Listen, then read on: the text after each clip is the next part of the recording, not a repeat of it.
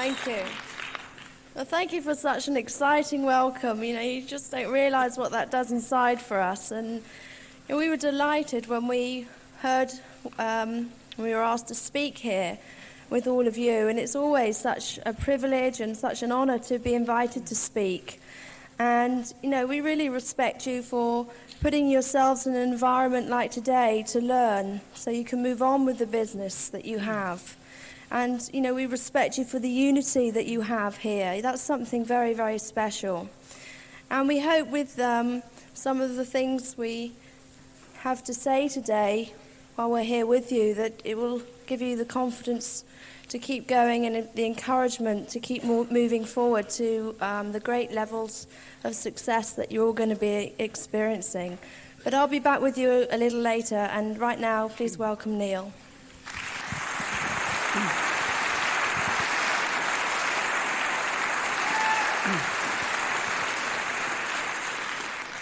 Good evening, everyone. I must say, this is a fired-up bunch of people. There's no question about that. But it really is good to be here. And now, like Ruth said, thank you for the warm reception that we received here. But we had an invitation from Pat and Greta, Jerry and Mandy to speak here about a month ago. And I must admit, our reaction, both of us, we reacted with a great big gulp. Because... Now, whether you know this or not, I'm not sure, but this business is is just at the start of the biggest growth phase that this country has ever seen. In fact, the biggest growth phase the world has ever seen. And it's time now to hold on to your hats because things are really going to start to rock and roll. And we're here today. And we feel very honored and very privileged to be here today. But the only reason we're here today is let you know that you can do this. And we want to get the message to you. If you've got some desire, if you've got some get up and go, you can put this thing together and you can achieve anything you really want to out of this business. But you see, before we really get started, there are three basic questions that we need to know the answer to. See, we've got to know what we want out of this business. And we've got to know that we can do this business. And furthermore, we got to know how we can put this business together. And that's our subject today. We're going to try and hopefully sort of touch on each one of those three questions. But you see, a little bit like Ruth and myself, when we saw this business, as Andy quite rightly said, now we looked at this and we thought if this could provide the mortgage, if we could make £200 per month from this business, now that would be good enough for us. And see, some of us, and so many of us, not all of us, but so many of us will question our ability. We'll question our ability because this is so new to us. Now, this business was very new to us, and we were very uncomfortable when we were in this environment in the early days. And so many of us question our ability. But see, you should feel very proud because someone at some time was sat down of an evening and they were compiling a list, and someone suddenly thought of you and thought, let's put their names down on the list because they would be good at putting this business together. And that's why you should feel so proud, because someone took the time to put your name on a list, invite you to see this concept and give you the opportunity to achieve in this business that you're looking to achieve today. You see, when Ruth and myself, when we saw this business, we weren't even on anyone's list. No one had thought of us. No one had put us down. And you see, for Ruth and myself, it all started with a phone call. And that phone call was to someone who was my boss, who lived in the house, who later moved out, and then we moved in. And we received a phone call, and the phone call went something like this: "Is Ken there?" And I said, well, Ken's not, he's already left, but we're in his place now. And the question really went along the lines, is you interested in making money? But let me put the difference as to why Ken was on a list and why we weren't. You see, Ken was my boss, and he was a middle-aged gentleman, and he'd been used to running businesses. In fact, he had run many large companies in his time. He'd done really well for himself, and he knew thousands of people worldwide. He was the sort of person that had a lot of confidence, a lot of charisma, and he was the sort of person that you would brand with a magnetic personality. You see, when the phone rang, he had left, and I had answered the phone. And there was me. I was young, lived in a dump, broken in debt, worked all the hours under the sun, didn't know anyone, didn't have any confidence or credibility, but apart from that, we were damn good prospects.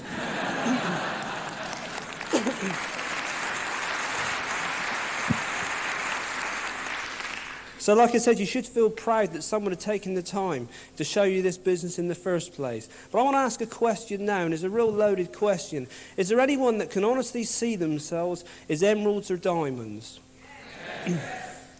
Right, I noticed there was sort of a mixed reaction there. Now, there was some very confident yeses, no question about it, but there were some reactions a little bit the way we would have reacted when we were very new to the business. Now, we all like to think 5 years from now we could be financially free, we could have the houses that we were looking to live in. Now, we could have the lifestyle that's so often talked about that has been achieved from this business. And I don't know about you, but can you remember the first night that you saw the plan? The first night you saw the plan, you were so excited, you perhaps went home, you were lying in your bed, and I think we all thought like this could be it. Now, a few years down the road, we may not even have to go to work anymore. This could be it. This is the way out. Or this could be it. This is the way we can have that Ferrari. And we all thought of different things the night that we saw the plan in the following couple of days. And then all of a sudden, going through our minds, I'm sure it was the same for you as it was for me, going through our minds, we were thinking, what about so-and-so? They'd be brilliant at this business. What about so-and-so? They'd really love this opportunity. Then at the same time we were thinking, what about these people? Also, we were also thinking, perhaps they wouldn't be. Perhaps they wouldn't. And I think deep down we all like to think yes, we can build this business to emerald and diamond. But the first thing we've got to establish and the first thing that we've got to put in perspective, we need to learn to deal with the enemy. And do you know who the enemy is? The enemy is that little voice in the back of our heads that keep on answering the questions the way we don't want them to be answered. Has anyone ever said this, that's it, I'm going to do it? And then this little voice in the back of your mind says, don't be such a prat. And sometimes, you're looking to set some goals and go, this is it. This month we're going to do it. And we go away full of confidence. Yes, there's no question we're going to build this business. Then we get that little voice in the back of our mind saying, you're stupid. You've never done anything up until this point. What makes you think you will? And we need to learn to deal with the enemy. And the enemy, in most of our cases, is that little voice in the back of our mind that keeps eating away at us. As soon as we tell ourselves we can do something, we've got a challenge with a little voice telling us that we can. And we hear so much about the system, and we hear so much that we need to feed our mind. And that's what we've got to do. We've got to feed our mind with good stuff. So we've got so much good stuff that we can outweigh any little bit of negative voices that are in our mind. But you see, in the early days, now we were going back and forth. 1 minute we were excited, this is it, no questions. Then all of a sudden there was some little challenge that came our way. Something wouldn't go to plan. And all of a sudden I would resort back to the thinking of the little voice in my own mind, thinking, well, perhaps that side of my mind is right. But you see, one statement that we heard at a function that put it all in perspective for us many years ago, and that statement was quite simply, whatever level you want to build this business to, the preparation is the same. And you think about it, the preparation is the same. Once you learnt the basic fundamentals to build this business, and that is once we learnt to compile a list and help other people compile a list, once we learnt to contact and invite people through the relevant information, once we learnt how to show the plan, may it be on a one-to-one, may it be to 5 or 6 people, or may it be to 100 people, once we learnt how to do a follow-up, once we learnt how to use the system in order to help us to function in those areas, once we've learnt to do it once, it's just a question of time. It's just a question of time. And I say this to you, and this is what we found. If you can learn those basic fundamentals and build this business to the 3% level, then there's no question why you can't go 6. If you can build this business, if you can invite people and show the plan, do the follow-ups, and then utilize the system over 30 years of experience to help you, if you can build this business to 9%, you can go direct. If you can build this business to the direct level, you can build this business to the emerald level. And so on. If you can build this business to the emerald level, you can build this business to diamond. And I came from a background, as Andy said, we came from a farming background. And we went into many different projects with our farming career. And one of the projects, I hasten to say, was that we went into a project of milking goats for a living. And see, that was all new to us, the same as this business was. It was all new to us. We'd never done any milking before. We didn't know anything about a parlour. But you see, once we learnt the basic fundamentals of how to set that parlour up, the only difference it took to milk one goat and milk 300 goats was just a question of time. We had to go through exactly the same motions, but keeping doing it for a longer period. It's like has anyone here learned how to drive a car? And when we first started driving the car, it was all new to us. It was uncomfortable. We made a lot of mistakes. We still had the little voice in the back of our mind telling us what we weren't going to do. Like, for example, you're going to crash. But But see, once we learnt the basic fundamentals of how to drive that car, the only difference between driving 5 miles down the road and driving to Scotland, we go through exactly the same motions, it's just a question of time. But see, the beauty with this business and the beauty with everything else, the more you do, the better you get. And it's the same in this business. The more you do with this business, the better you get at it. It's the same as losing weight. I don't know if you after Christmas had sort of put on a couple of extra pounds that you didn't think you would. And then we look into the 1st of January and think, crikey, look at this. I know it was in my case, like, how am I going to lose all this weight? And I went and saw a doctor, he said, you've got to lose a stone. I thought, crikey. And he said, do you know how you lose a stone? I said, no. He said, just set some goals and develop some habits over a time span. Break it down into weeks. And the difference between losing 20 pounds and 1 pound is just a question of time. But it's just developing some habits of doing the same thing. And you see, it's the old principle. If you give a man a fish, he eats fish for a day. But if you teach a man to fish, he eats fish for life. And that's the same with this business. If we learn how to build this business, we're in a position where we can build this business for life and we can teach other people how to build this. You see, when we got started 8 years ago, there was no success stories like you hear today. And as I said earlier on, this thing is just starting to roll. This business is just starting to get rolling in this country. But see, when we got started, all we could see was the USA success. There was no real success in the UK. There was literally a couple of direct distributors. There were 2 direct distributors, and their names were Pat and Greta Gregory and Jerry Mandy Scriven. And they used to tell us how good it was going to be. And the only proof that they had, they was to show us profiles of success. And we used to hear all the tapes with the American speakers and see how it happened for them. And I can remember me and Ruth, we used to look through that profiles of success. I don't know if you've seen it yet. But every single page that we turned over, we saw glamorous lifestyles, we saw big houses, and we saw couples that looked happy, looked contented, sat with pride, and they usually had great big smiles on their faces. We saw things like big motor cars. We heard stories and we could see for ourselves that they were financially independent. But see, we looked at that, and we had to look at it in a reserved light. The way Ruth and myself looked at that. Now, what you can remember was this. We looked through those profiles of success. I come from a history of riding motorbikes and being a bit of a biker in my time, and I used to look through those profiles of success, and I used to look at those pictures and I say, look at that. All those men wearing diamond rings. I used to say, that's not very manly, is it, Ruth? It's all right to wear them in your ear. It was all right to wear them in my ear, which I did until I grew up. But I looked at those profiles of success, and I looked at those diamond rings, and I thought, crikey, no, diamond rings, that's not very manly. I could never see myself wearing a diamond ring.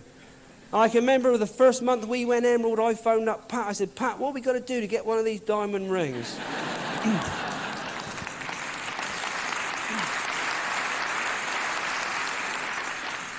And you see, you'd be surprised how things change. But you see, today, 8 years later in the UK, 8 years later, there are now diamonds in this business. There are more emeralds and pearls in this business than we have got time to name. There are hundreds and thousands of people that are making this business their future. In fact, there are more people that have achieved financial independence in this business in the last 8 years than you can shake a stick at. But that's not going to help us, is it? Now, some of us, as we were sat in this function thinking, yes, you can tell us these success stories. But the point I'm making is this. You saw the recognitions tonight. At the end of the month, you receive a news line. And on the news line, I have so many different people who have achieved so many different levels of success. And this is my point now. If the person sat next to you can build this business, then there is no reason why you can't. If the person sat next to you that walked across this stage this evening as a brand new direct distributor, there is not one reason why you can. Because there is a saying, a rising tide raises all ships. But see, we need to have our boat in the water. And the proof that you've got your boat in the water is your attendance here today. There is no question whether you can be locked in the room for the next 5 years, locked in a room. Providing that room has got a telephone, you're going to make some money out of this business.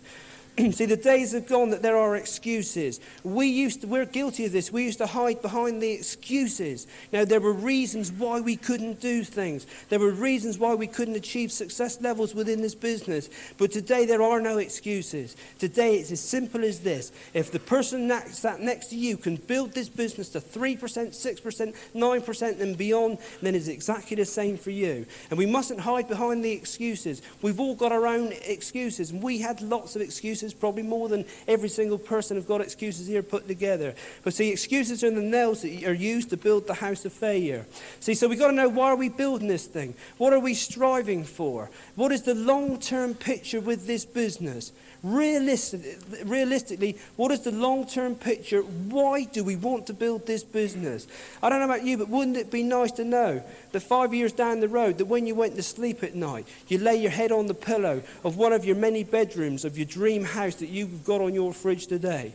Wouldn't it be just nice if that was you, 5 years from now, going to sleep with total peace of mind? And when you wake up in the morning, you would know that all the bills were paid for.